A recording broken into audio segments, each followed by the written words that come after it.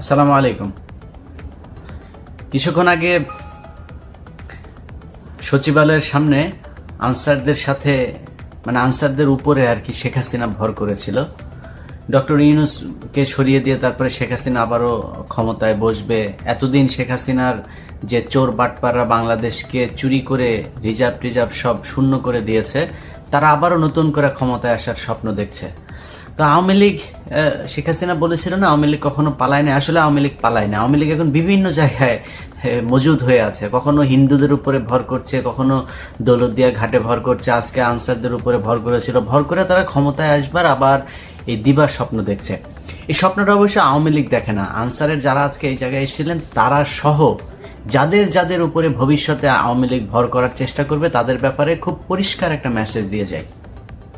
এটা কোনো বিশ্লেষণ বা কোনো কিছু না, একদম প্র্যাকটিক্যালি যা ঘটছে সেইটা নিয়েই আপনাদেরকে শুধু কিছু নমুনা দিয়ে যায় সামনে। দেখেন, এই গেল 15 বছরে শেখ হাসিনা শুধু নিজে বিপদে পড়ে নাই। শেখ হাসিনা পুরো বাংলাদেশে তার আসলেই তার পক্ষে রাজনীতি করুক, তাকে পছন্দ করুক আর নাই করুক, তার দলের সাথে সম্পৃক্ত তো ছিল। অন্তত ধরেন 1 কোটি মানুষ তার দলের সাথে সম্পৃক্ত ছিল। এর মধ্যে ধরেন কয়েক লক্ষ নেতাকর্মী সরাসরি তার হয়ে কাজ করেছে। এই প্রতিটা নেতাকর্মীকে আপনি বিপদে ফেলেছেন। দেখেন, এই যে মানিক জীবন যায়, এই জীবন যৌবন সব শেষ করার পরে এই বয়সে এসেও তার কত উত্তেজনা। দেখেন চ্যানেলাইতে গিয়ে কি করলো, বিভিন্ন জায়গায় সে সবসময় এত উত্তেজিত থাকে। নিয়ে যায় না কিন্তু শেখ হাসিনার সাথে করে। ইভেন দেখেন, পলকের মতো শেখ হাসিনার কোলে কোলে চড়তো যিনি, মা মা বলে ডাকতো, সেই মায়ের বিরুদ্ধে এখন রিমান্ডে যায় আপনার বক্তব্য দিচ্ছে যে তার মাকে সে বলেছিল ক্ষমতা থেকে স্টেপ ডাউন করার জন্য, সেই স্টেপ ডাউন করে নাই, উল্টো তাকে গণভবনে এই ওবায়দুল কাদের মারতে এসেছিল। এটা সে তার রিমান্ডের জবানবন্দিতে বলেছে। এখন এই যে উনি যে 161 দিচ্ছে বা যেইভাবেই দেখ, ইচ্ছায় দেখ অনিচ্ছায় দেখ, দিচ্ছে তো। এখন এটা যে দিচ্ছে, এই মানুষগুলি কিন্তু এতদিন ধরে তার খুব কোলের মধ্যে বসা ছিল, মা বলতে অজ্ঞান। শেখ হাসিনাকে তো পলক মা বলে, এটা একদম মায়ের মতো অজ্ঞান একদম।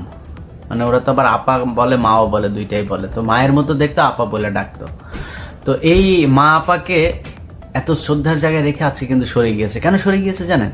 কারণ পলক দেখেছে যে আমার আম্মা আমাদেরকে কোনো নোটিশ টোটিস না দিয়ে নিজে ভাইগে গেল, আমাদেরকে একটু ভাগার সুযোগ দিল না। অতএব এই প্রায় 1-1.5 কোটি যে আওয়ামী লীগের লোকজন, এগুলোকে কিন্তু শেখ হাসিনা বিপদে ফেলে গিয়েছে। আপনারা আজকে যারা আছেন, শেখ হাসিনার গত এই পর্যন্ত আমার চোখে পড়েছে 2টা ফোন রেকর্ড। সে বাংলাদেশে বিভিন্ন তার নেতা কর্মীদের সাথে একটা কথা বলছে, কার সাথে? বরগুনাতে এক আওয়ামী লীগের নেতার সাথে। ওই নেতা তো মনে করেন ফোন, শেখ হাসিনার ফোন পায় ওর কাপড় টাপড় খুইলা না পারে, উত্তেজনায় শেষ। তো এই এত উত্তেজিত সেই নেতা, সে ওই লেভেলের না, শেখ হাসিনার ফোন রিসিভ করার মতো না, কিন্তু তাকে ফোন করেছে। এইটাতেই তার মনে করেন স্বপ্নদোষ হয়ে যাওয়ার অবস্থা। তো কেন শেখ হাসিনা তাকে ফোন করছে? কারণ শেখ হাসিনার এখন ওই জায়গাতেই ভর করতে হবে। উপর লেভেল তো সব মনে করেন আটক, এখনো ক্যান্টনমেন্টে, জেলখানায়, নানানভাবে নানান দিকে দেশ থেকে বের হয়েছে কিছু। এখন তো এই মিড লেভেলে এসেই তো তাকে কথা বলতে হবে। জেলা সভাপতি, উপজেলা সভাপতি, এই লেভেলের আওয়ামী লীগ নেতাদের সাথে তদ্দার কথা বলতে হবে। কিন্তু ওই ব্যক্তির যে উত্তেজনা আমি দেখলাম, এই ধরনের উত্তেজনা কিন্তু অনেকের ভেতরে হইতে পারে। সো উত্তেজনা করে, জামা কাপড় নষ্ট না করে, একটা জিনিস শুধু মাথায় দিয়ে রাখি, শেখ হাসিনা আপনাদেরকে উস্কানি দিয়ে আপনার জীবন নিরাপত্তাহীন করে তুলছে। শেখ হাসিনা সে নিজেও জানে সে যে ক্ষমতায় আসতে পারবে না। কেন জানেন? আমার এই কথাটা সত্য কি মিথ্যা সেটা আপনি একটু নিজে চিন্তা করেন। ধরেন শেখ হাসিনা এই প্রশাসনটা কিন্তু 15 বছর ধরে সাজিয়েছে। আজকে প্রশাসনে তো অনেক রদবদল হয়েছে। 5 তারিখে কি এর চাইতে বেটার ছিল না? এরকম প্রশাসন শেখ হাসিনাকে দেশে রাখতে পারে। কেউ কি গণভবনে তখন হামলা করেছিল? করে নাই তো।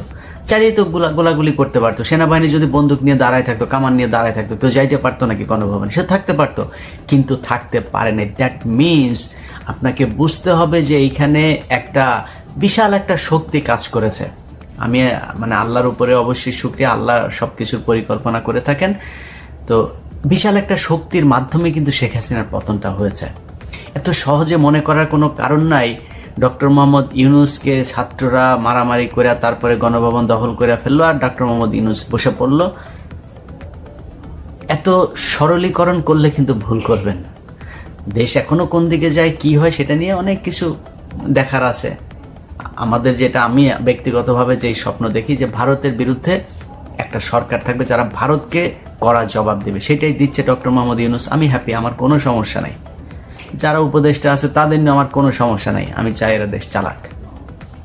তো ধরেন এই সরকারটাকে যে 5 তারিখে তারা সরাইতে পারেনি, এখন আজকে এসে আরেক মাসের 5 তারিখ হইতে যাচ্ছে, তখন আনসারদেরকে দিয়ে সচিবালয়ে অঘটন ঘটায় সরকার পতন করে ফেলবে, এই স্বপ্ন কিন্তু দেখে কাপড় চোপড় নষ্ট করেন না। তো আমি এই কথাটা বলার জন্যই আজকে আপনাদেরকে এই ভিডিওটা শর্ট তৈরি করা, যে এই পর্যন্ত যত মানুষকে শেখ হাসিনা নতুন নতুন করে এইভাবে করার চেষ্টা করছে, আপনার দেশের পরিস্থিতি ঘোলাটে করার চেষ্টা করছে, তারপর আপনাদেরকে বোঝাচ্ছে যে হ্যাঁ এরকম করবা এরকম করবা, এরপরে তোমার পেছন পেছন দেখবা সেনাবাহিনীর কামান টামান সব চলে আসে, এসে দেখবা ডক্টর মোহাম্মদ ইউনূসের সাথে যুদ্ধ করা শুরু করে দিয়েছে, আবার আমাকে দেশে নিয়ে গেছে। এই স্বপ্ন যাদেরকে দেখাচ্ছে তাদের জন্য এই কথাগুলো বললাম, যে শেখ হাসিনা না অবস্থা দেখেন না, ভারতেও কি হয় সেটাও দেখেন। আপনাকে আবারও বলি, বাংলাদেশের আজকের যে পরিস্থিতি, এটা খুব সহজভাবে এই জায়গায় চলে আসে নাই। হেফাজতের 5ই মের রাতে 10 লক্ষ 15 লক্ষ মানুষ ঢাকায় ঢুকে নাই। শেখ হাসিনা কি করেছে? হোয়াই নট 4 তারিখ রাতে সেটা করলো, হোয়াই নট 5 তারিখ দিনে সেটা করলো? করে নাই কেন? কিসের জন্য করে নাই?